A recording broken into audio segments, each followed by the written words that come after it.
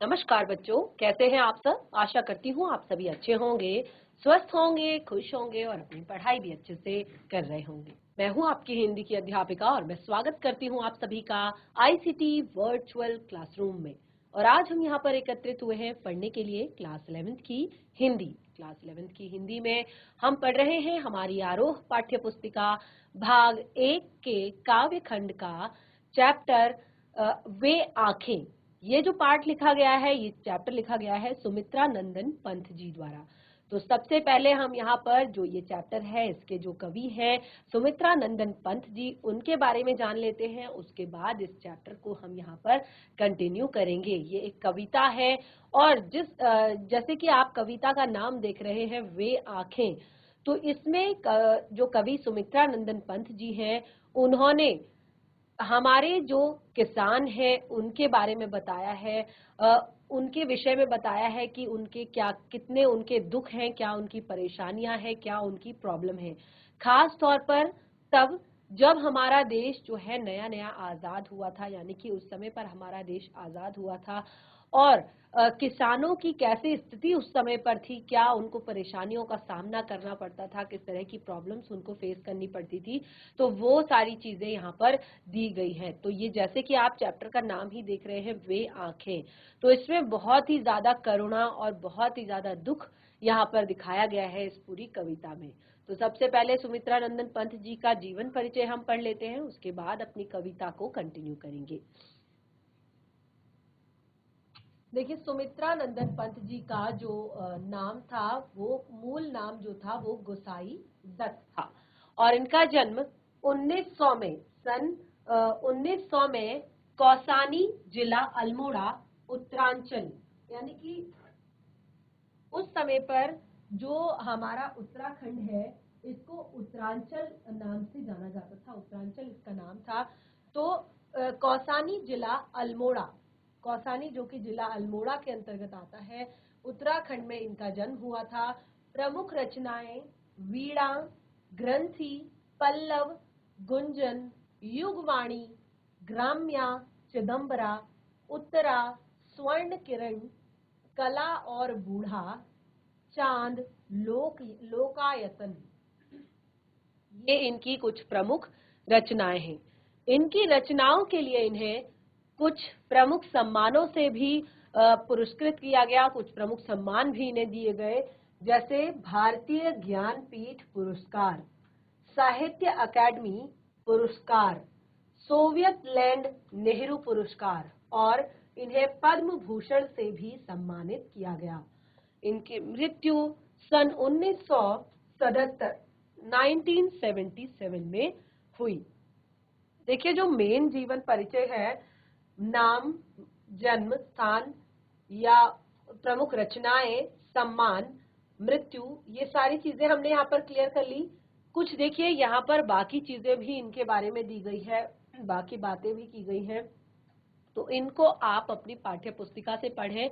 एक चीज हम यहाँ पर जान लेते हैं कि छायावाद के महत्वपूर्ण स्तंभ कवि है सुमित्रा नंद पंत जी, और इन्होंने हिंदी कविता में पहली बार प्रकृति को प्रमुख विषय बनाने वाले, देखिए आज के समय में प्रकृति के विषय में कविताएं लिखने वाले कवियों की कमी नहीं है। प्रकृति के विषय में कविता लिखना मुझे लगता है बहुत ज्यादा, क्योंकि प्राकृतिक सौंदर्य हो, चाहे नदी के बारे में हो, पहाड़ के बारे में हो, झरने के बारे में हो, आकाश के बारे में हो, धरती के बारे में हो, सूर्योदय के बारे में हो, सूर्यास्त के बारे में हो, चंद्रमा के बारे में हो, आकाश के बारे में है, तारों के बारे में हो, किसी भी विषय पर जो कवियों का प्रमुख विषय आज के समय में ये है कि कविता बनाई जाती है। तो प्रकृति, ये पूरी सभी चीजें प्रकृति के अंतर्गत आती हैं और हिंदी कविता में प्रकृति को पहली बार प्रमुख विषय बनाने का काम जो किया, वो सुमित्रा नंदन पंत जी द्वारा ही किया गया। और उनके कविता में प्रकृति और मनुष्य के जो अंतरंग संबंध है, यानी कि प्रकृति और मनुष्य का किस तरह का संबंध है, ये पूरा दस्तावेज इन्होंने यहाँ पर प्रस्तुत किया है। तो देखिए, इनकी जो प्रारंभिक शिक्षा है, इनकी बाकी की सारी जो इनके जीवन के विषय में बातें हैं, वो आपकी यहाँ पर पाठ्य पुस्तिका में दी गई है, तो उनको आप पढ़ें घर पर एक बार जरूर, उनके जीवन परिचय को। अब हम शुरू करते हैं यहाँ पर अपनी कविता। तो जैसे कि आप देख सकते हैं कविता की आपका कविता का जो यहाँ पर टाइटल है वो है वे आंखें। शीर्षक, कविता का शीर्षक है वे आंखें। तो जो वे आंखें यहाँ पर लिखा गया है, ये किसान की आंखों के विषय में कहा गया है कि उस समय पर जब हमारा देश आजाद हुआ, स्वाधीनता के बाद स्वाधीन जो किसान हो गया था एक तरह से, उस समय पर एक किसान की स्थिति क्या थी, किस तरह की सिचुएशन, किस तरह की परिस्थितियों का सामना उसको अपने जीवन में करना पड़ रहा था, क्योंकि सब लोग एक तरह से आधुनिक होने में उस समय पर यह था कि देश आजाद हो चुका है, अब जल्दी जल्दी हर तरफ से हमें आगे बढ़ना है, अपने देश को आगे बढ़ाना है, आगे लेकर जाना है। लेकिन सब चीज हम आगे बढ़ रहे थे अपने जीवन में, आधुनिकता हम अपना रहे थे, लेकिन किसानों की क्या स्थिति थी वो हम यहाँ पर जानते हैं। तो बहुत ही दुख और बहुत ही करुणा भरी हमारी ये कविता है, ध्यान पूर्वक समझने का प्रयास कीजिए। आज हम यहाँ पर कविता को रीड कर रहे हैं, नेक्स्ट सेशन में हम इसका संपूर्ण सप्रसंग इसकी व्याख्या करेंगे, साथ ही पाठ से जुड़े हुए प्रश्न उत्तर भी पढ़ेंगे। शुरू करते हैं अपनी कविता को। अंधकार की गुहा सरीखी, अंधकार की गुहा सरीखी, उन आंखों से डरता है मन, दूर भरा दूर तक उनमें दारुण, दैन्य दुख का नीरव रोदन। बहुत ही सुंदर, बहुत ही प्यारी पंक्तियां, और देखिए हमारे अंतर मन को छू लेने वाली ये पंक्तियां हैं। अगर आप ध्यान पूर्वक सुनेंगे, अगर आप ध्यान पूर्वक समझेंगे, तो बिल्कुल आपके हृदय को टच करने वाली ये पंक्तियां हैं।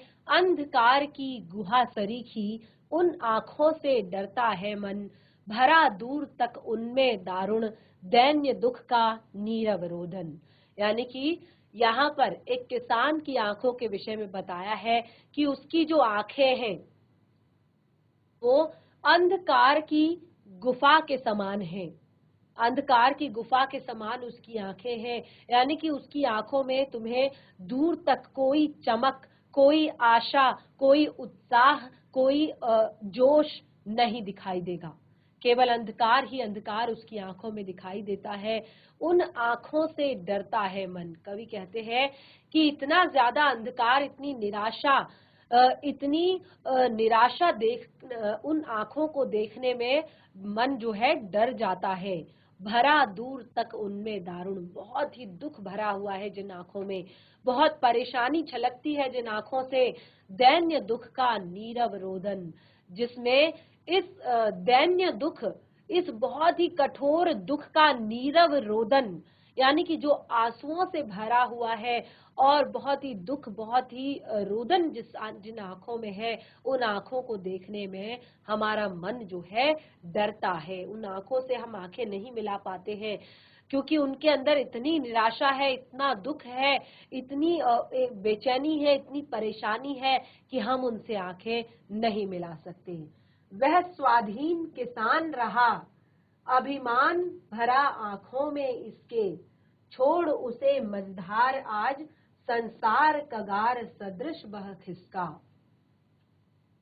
वह स्वाधीन किसान रहा, अभिमान भरा आंखों में जिसके, छोड़ उसे मझधार आज, संसार कगार सदृश बह खिसका। तो वह स्वाधीन किसान रहा, यानी कि यहाँ पर स्वतंत्रता के बाद के किसान की बातें हो रही है। देश आजाद हो चुका है, आज हम अंग्रेजों के गुलाम नहीं हैं, देश आजाद हो चुका है, सब लोग अब अपने तरीके से अपना जीवन जी रहे हैं। इसी तरह से किसान की आंखों में भी स्वाभिमान भरा है, वो भी अपने स्वाभिमान से अपने काम को कर रहा है, लेकिन कुछ लोगों को उसका ये स्वाभिमान पसंद नहीं आता है। अपने आप को बड़ा दिखाने के चक्कर में, अपने आप को आगे बढ़ाने के कारण यहाँ पर छोड़ उसे मझधार आज, संसार सदृश बह खिसका। संसार जो है ये दिखाने के लिए कि हम बहुत मॉडर्न हो गए हैं, हम बहुत आगे बढ़ रहे हैं, हम विकास कर रहे हैं, अलग अलग चीजों की तरफ आगे बढ़ रहे हैं, और किसान की क्या दुर्दशा हो रही है इस बीच कोई उसको नहीं देख रहा है। सब उसको मझधार में छोड़कर, उसको उसकी स्थिति पर छोड़कर आगे बढ़ चले हैं, आगे बढ़ रहे हैं। लेकिन अभी भी उसकी आंखों में वो अभिमान था, वो स्वाभिमान था। लेकिन धीरे धीरे जो कुछ पूंजीवादी लोग थे, कुछ पूंजीपति लोग थे, जो एक तरह से उन सब चीजों के जिम्मेदार थे, उन लोगों के लिए लहराते हुए खेत दुर्गों में, लहराते हुए खेत दुर्गों में हुआ बेदखल अब वह जिनसे, हस्ती थी उसके जीवन की हरियाली जिसके तृण तृण से। लहराते वे खेत द्रुगों में हुआ बेदखल अब वह जिनसे, हस्ती थी उसके जीवन की हरियाली जिसके तृण तृण से। तो कुछ ऐसे पूंजीवादी लोग हैं जिन्होंने उसकी जमीनें छीन ली है। क्योंकि देखिए उस समय पर लोग कैसे खेती किया करते थे, वो कुछ पूंजीवादी लोगों से उधार लिया करते थे, कर्ज लिया करते थे, और फिर क्या करते थे, उससे वो खेती किया करते थे, और फिर वो उस कर्ज को चुकाया करते थे, उस कर्ज को लगान के साथ चुकाया करते थे, लगान दिया करते थे उसका। तो ऐसे किसान के जो खेत थे वो द्रुगों में, यानी कि बहुत बड़े बड़े मैदानों में जो खेत लहराते थे, आज वो किसान उन खेतों से बेदखल कर दिया गया है उसको। यानी कि एक तरह से अलग अलग विकास के नाम पर जो उससे वो खेत छीन लिए गए हैं, उसके जिन खेतों में हस्ती थी उसके जीवन की हरियाली जिनके तृण तृण में, उन खेतों में उगने वाली घास की एक एक पत्ती में उसके जीवन की हरियाली थी। यानी कि उसका जीवन उन्हीं खेतों से खुशहाल था, उन्हीं खेतों से उसके जीवन में हर खुशी थी, हर चीज उन्हीं खेतों के कारण उसके जीवन में था। और आज वो किसान उन्हीं खेतों से बेदखल हो चुका है, उन्हीं खेतों से निकाल दिया गया है। आंखों ही में घूमा करता वह उसकी आंखों का तारा, आंखों में ही घूमा करता वह उसकी आंखों का तारा, कानपुरों की लाठी से जो गया जवानी में ही मारा। देखिए बहुत ही प्यारी पंक्तियां और बहुत ही करुणाजनक, बहुत ही दुख से भरी हुई पंक्तियां। आंखों में ही घूमा करता वह उसकी आंखों का तारा, कानपुरों की लाठी से जो गया जवानी में ही मारा। उसका एक पुत्र था, देखिए क्योंकि वो इस बात का विरोध करने के लिए उन पूंजीवादी लोगों के पास गया था, उन पूंजीपतियों के पास गया था, उन जिम्मेदारों के पास गया था कि हमारे खेत हमसे मत छीनिए, क्योंकि यही हमारा जीवन है, हमारी खुशी यही है, हमारा सब कुछ यही है, हमसे हमारे खेत मत छीनिए। तो वो ये बोलने के लिए जब उनके पास गया था, तो उन कानकुरों की लाठियों से उसको भरी जवानी में मार दिया गया था। यानी कि क्योंकि वो आवाज उठा रहा था, वो विरोध कर रहा था, तो उसको वहीं पर मार दिया गया। तो आज उसका इकलौता जो बेटा था, जो भरी जवानी में मार दिया गया था, वो आज भी उस किसान की आंखों में घूमता है, हर वक्त उसकी आंखों में आता रहता है, उसकी आंखों का तारा। यानी कि उसके जीने का एकमात्र सहारा जो था, उसका पुत्र, जिसको इन जिम्मेदारों ने मार दिया था।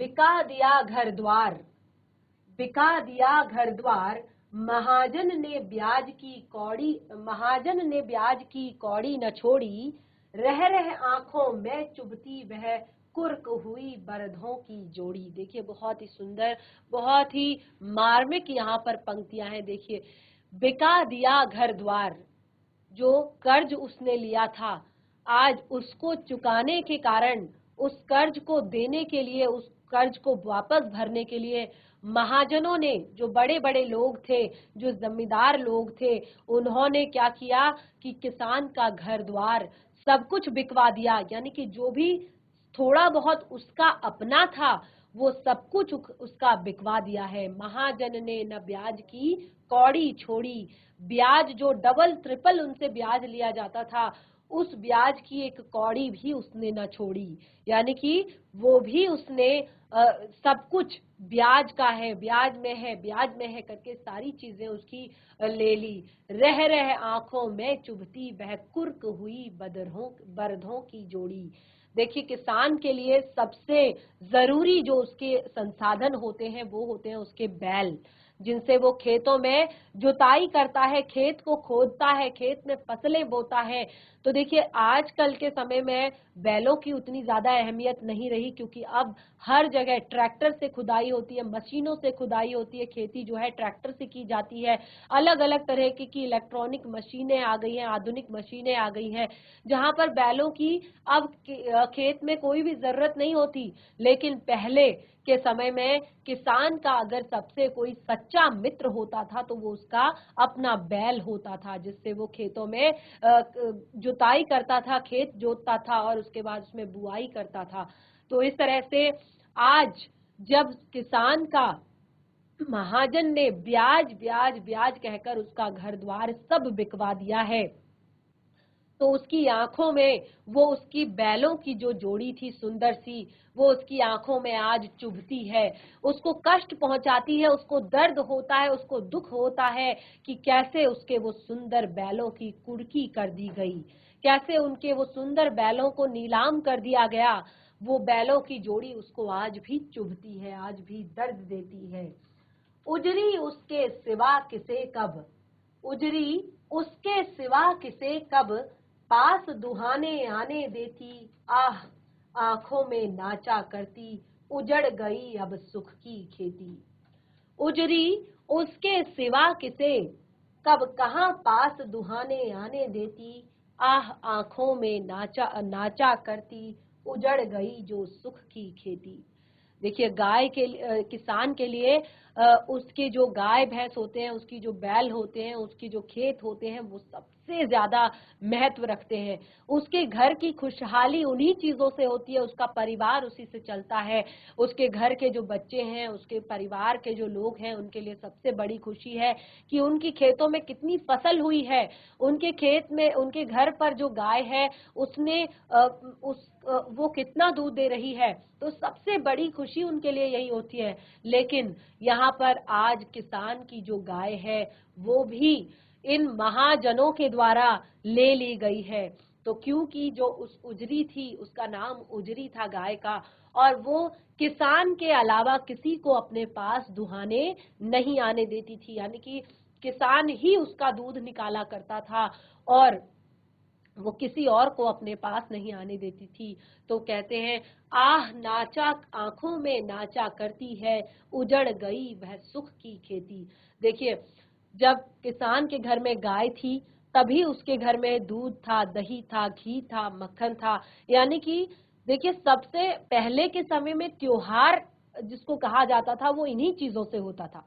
आज के समय में हम अपने रीति रिवाज, अपने कल्चर, अपने संस्कृति को पीछे छोड़ते जा रहे हैं, और हमारे लिए जो त्योहार होता है, हमारे लिए जो फंक्शंस होते हैं, वो हमारे लिए जो हम एक तरह से जंक फूड खाते हैं, वो हमारे लिए, कि अगर हम अच्छा अच्छा बाहर की चीजें खा रहे हैं तो और हमारा फेवरेट है, या हमारे लिए तो त्योहार हो गया, हमारे लिए तो फेस्टिवल है, या हमारे लिए शादी है, इसीलिए ज्यादा। लेकिन पहले के समय में जो किसान होते थे, अगर उसके घर में एक अच्छी सी दुधारू गाय है, उसके घर में प्रॉपर दूध होता है, दही होता है, घी होता है, मट्ठा होता है, तो उसके लिए वही त्योहार था, उसका परिवार ही उसी से चलता था, उसके बच्चे, उसकी फैमिली वही सब खा पी कर बड़े होते थे, वही खा पी कर मेहनत करते थे। तो यहाँ पर क्या कहते हैं, आह आंखों में नाचा करती, उजड़ गई जो सुख की खेती। आज वो सुख की खेती भी उजड़ गई है, अर्थात उसकी उजरी नामक जो गाय थी उसको भी महाजनों के द्वारा ले लिया गया है, और उसके घर का जो सुख था उस गाय की वजह से ही था, और वो सुख की खेती आज पूरी तरह से उजड़ गई है। तो देखिए, बिल्कुल किस तरह से उसके घर में सब कुछ धीरे धीरे समाप्त होता जा रहा है। आप इमेजिन कर सकते हैं, कल्पना कर सकते हैं कि उस समय उसकी क्या स्थिति रही होगी, क्या परिस्थिति उसकी रही होगी। आगे बढ़िए, बहुत ही सुंदर, बहुत ही प्यारी पंक्तियां, बहुत ही मार्मिक पंक्तियां यहाँ पर है।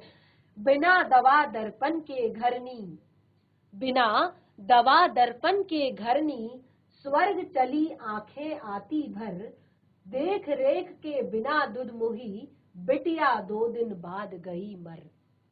बहुत ही ज्यादा सुंदर, बहुत ही ज्यादा मार्मिक पंक्तियां। बिना दवा दर्पण के घरनी, स्वर्ग चली आंखें आती भर, देख रेख के बिना दुध मोही, बिटिया 2 दिन बाद गई मर। तो उनकी जो पत्नी थी, किसान की जो धर्म पत्नी थी, क्योंकि सब कुछ समाप्त हो चुका है। देखिए, जहां से राशन आता है, जहां से थोड़ा बहुत उनकी आमदनी होती है, वो खेत बिक चुके हैं। और जो बैल हैं, अगर वो उनको भी किसी और के खेतों में अगर जुताई करने के लिए लगाएं, वो भी नहीं हो सकता, उनकी भी कुर्की हो गई है। घर पर जो एक दुधारू गाय थी, जिससे परिवार का पालन पोषण होता था, वो गाय भी जो महाजन लोग हैं, जो पूंजीवादी लोग हैं, जो जमींदार लोग हैं, उनके द्वारा ले ली गई है। और जवान बेटे की मृत्यु हो चुकी है, यानी कि घर अब पूरी तरह से बर्बादी की कगार पर है। ऐसे में उनकी पत्नी बीमार हो जाती हैं, और क्योंकि अब उनके पास कोई ऐसा साधन नहीं है जहां से वो पैसे ला सकें और उसकी दवा पानी कर सकें, उसको अच्छा खाना खिला सकें, तो इस कारण बिना दवा दर्पण के घरनी, स्वर्ग चली, यानी कि दवा नहीं हो पाई और उनकी सेवा नहीं हो पाई, अच्छा खाना, पौष्टिक खाना वो नहीं खा पाई। इस कारण उनकी जो घरनी थी, यानी कि उनकी जो धर्म पत्नी थी, वो भी स्वर्ग से धार गई, यानी कि उनकी भी मृत्यु हो गई। अब कवि कहते हैं, ये सोचकर मेरी आंखें भर आती हैं, देख रेख के बिना दुध मोही। दूध मोही यानी कि जो छोटी सी बच्ची अभी थी, उनकी जो बेटी थी, जो अभी केवल और केवल माँ के दूध पर या गाय के दूध पर पलती थी, वो भी अपने माँ की मृत्यु के 2 दिन बाद मर गई। क्योंकि अब ना तो उसको गाय का दूध मिल पा रहा था और ना ही उसको अपनी माँ का दूध मिल पा रहा था। तो इस तरह से वो छोटी सी बच्ची भी अपनी माँ की मृत्यु के 2 दिन बाद मर गई। तो इस तरह से बहुत ही यहाँ पर मार्मिक पंक्तियां दी गई हैं लेखक की। देखिए, बहू जो उसकी थी, घर में एक पोतहू थी, लक्ष्मी था यद्यपि पतिघातन। घर में जो पोतहू थी, उसका नाम लक्ष्मी था, लेकिन यद्यपि पतिघातन, लोग जो थे उसको पतिघातन कहते थे। पतिघातन क्यों कहते थे? क्योंकि उसके विवाह के बाद ही, कुछ समय बाद ही उसके पति की मृत्यु हो गई थी। भले ही उसके पति को जमींदारों ने मारा, भले ही उसके पति को महाजनों के द्वारा मारा गया, लेकिन लोग इस बात को नहीं समझते। उसकी पत्नी को ही, यानी कि किसान की बहू को ही उसका जमींदार ठहराते हैं, जिम्मेदार ठहराते हैं। पकड़ मंगाया कोतवाल ने, डूब कुएं में मरी एक दिन। यद्यपि पतिघातन, पकड़ मंगाया कोतवाल ने, डूब कुएं में मरी एक दिन। क्योंकि अब देखिए, उसकी पत्नी जो थी, उसके बेटे की जो पत्नी थी, यानी कि किसान की जो बहू थी, अब नाम तो उसका लक्ष्मी था, लेकिन जो आसपास के लोग थे वो उसको पति घातन कहते थे, यानी कि अपने पति को मारने वाली कहते थे। क्योंकि उसकी शादी के कुछ समय बाद ही उसके पति की मृत्यु हो गई थी, तो सभी उसे इसी नाम से बुलाते थे। और एक बार कोतवाल ने भी उसको शर्मिंदा करने के लिए, उसको बेइज्जत करने के लिए अपने पास बुलाया, और इस शर्मिंदगी से, इस समाज की लोक लाज के भय से वो बेचारी भी कुएं में जाकर डूब मरी एक दिन। इस तरह से अब किसान का पूरा परिवार जो है समाप्त हो चुका था, पूरा परिवार खत्म हो चुका था, सब कुछ उसका लुट चुका है, वो पूरी तरह से बर्बाद हो चुका है। देखिए, अब आगे देखिए, यहाँ पर एक बहुत ही दिल को छू लेने वाली पंक्ति है। खैर पैर की जूती जोरू, खैर पैर की जूती जोरू, एक सही न सही एक दूसरी आती। खैर पैर की जूती जोरू, एक सही न सही एक दूसरी आती, पर जवान लड़के की सुध कर, सांप लौटते फटती छाती। देखिए, पत्नी की मृत्यु हो चुकी है, किसान को उतना ज्यादा गम नहीं है, क्योंकि उस समय की जो सोच थी, जो पत्नी है उसको पैर की जूती समझा जाता था। तो एक तरह से ये कहने की बात यहाँ पर है कि पत्नी तो अपनी पत्नी है, उसका दुख झेला जाएगा, उसका दुख संभाला जाएगा, अपने अंदर छिपा लिया जाएगा। खैर पैर की जूती जोरू, न सही एक दूसरी आती। यानी कि समाज में ऐसा भी होता है कि कई बार जब एक पत्नी की मृत्यु हो जाती है तो पति की यानी कि लड़के की दूसरी शादी करा दी जाती है। तो यानी कि ऑप्शंस होते हैं, पत्नी के लिए ऑप्शन है कि अगर मृत्यु हो चुकी है तो दूसरी शादी करा दी जाती है, पर जवान लड़के की सुध कर। लेकिन एक जवान लड़का जिसको पाल पोस कर इतना बड़ा किया है, जिसके पीछे अपने जीवन के सारे जितने भी सुख है वो न्यौछावर कर दिए हैं, अपने जीवन का एक एक क्षण उसको समर्पित कर दिया है। आप सोचिए कैसे माँ बाप बच्चों का पालन पोषण करते हैं। एक किसान के लिए सोचिए कि कैसे वो अपने बच्चों का पालन पोषण करता होगा। वो अपने आप भूखा रहकर अपने बच्चों को खिलाता है, अपने बच्चों को पिलाता है।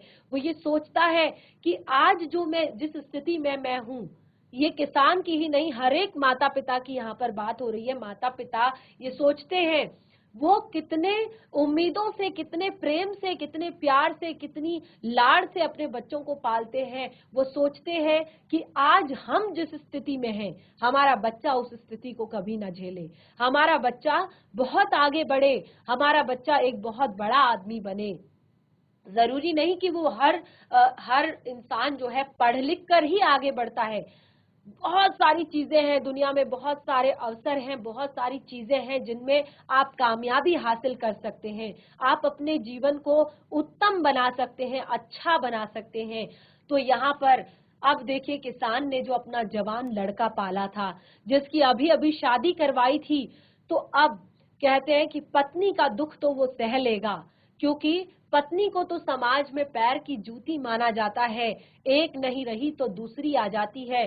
पर जवान लड़के की सुध जो है करके उसके मन में सांप लौटने लगते हैं, उसको बहुत गुस्सा आता है, उसकी छाती फट जाती है दुख से, उसको बहुत ज्यादा कष्ट होता है, बहुत ज्यादा निराशा उसको होती है।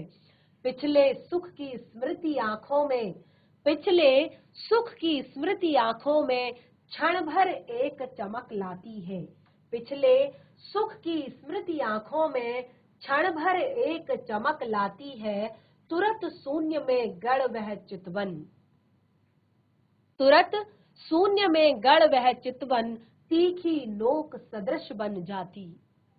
अब जब किसान का सब कुछ लुट चुका है, वो पूरी तरह से बर्बाद हो चुका है, उसके खेत, उसके खलिहान, उसका घर, उसकी गाय, उसकी बैल, यहाँ तक कि उसका परिवार, उसकी पत्नी, उसका बेटा, उसकी बेटी, उसकी बहू, पूरा परिवार समाप्त हो चुका है और ऊपर से बदनामी का कलंक उस पर अलग लग चुका है।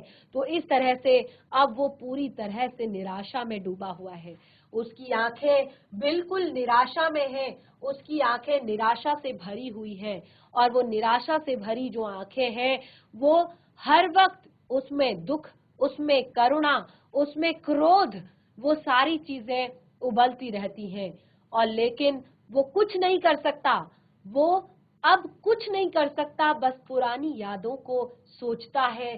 पुरानी यादों को सोचते हुए जब वो अपने सुख के क्षणों को याद करता है, पिछले सुख की स्मृति आंखों में जब पिछले सुख की स्मृति आती है, जब उसका भी एक खुशहाल परिवार था, उसके भी खेत खलिहान थे, उसके पास 2 बैलों की जोड़ी थी, एक बहुत ही अच्छी दुधारू गाय थी, पत्नी थी, बेटा था, उसकी बहू थे, और एक छोटी सी प्यारी सी बेटी भी थी, भरा पूरा परिवार था, सब कुछ अच्छा चल रहा था।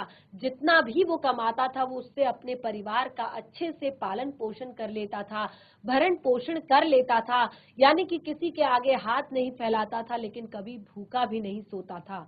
वो जितना है उतने में खुश था, उसका परिवार खुश था, उसका परिवार चल रहा था।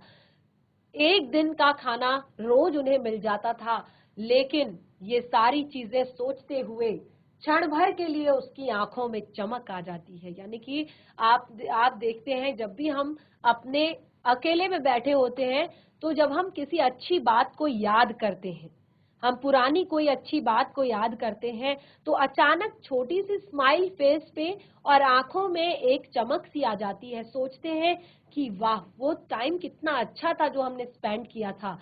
तो ऐसे ही किसान जब दुख में भरा हुआ है, दुख में गड़ा हुआ है, तो उस समय आप देखिए, क्योंकि अब उसके पास कुछ नहीं है रोने के अलावा, उसके पास कुछ नहीं है आंसू बहाने के अलावा, तो वो एकांत में बैठकर जब अपने पिछले सुख के दिनों को याद करता है, अपने परिवार को याद करता है, तो क्षण भर के लिए उसकी आंखों में एक चमक आ जाती है। तुरंत शून्य में गड़ वह चितवन, और जैसे ही उसकी आंखों में वो चमक आती है, वो तुरंत शून्य हो जाता है, बिल्कुल जीरो हो जाता है, सब कुछ शून्य हो जाता है, वो एकदम सन्नाटे से भर जाता है। झटका लगता है उसे बहुत जोर का।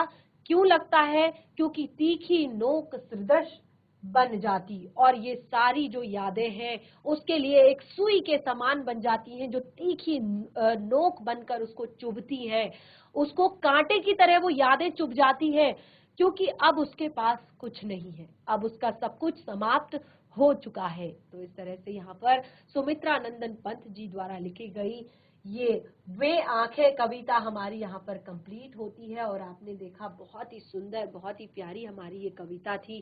काफी चीजें, काफी दुख, काफी करुणा हमने इस कविता में देखी, एक किसान से संबंधित। तो देखिए, इस तरह से जो हमारी कविता है वो कंप्लीट होती है।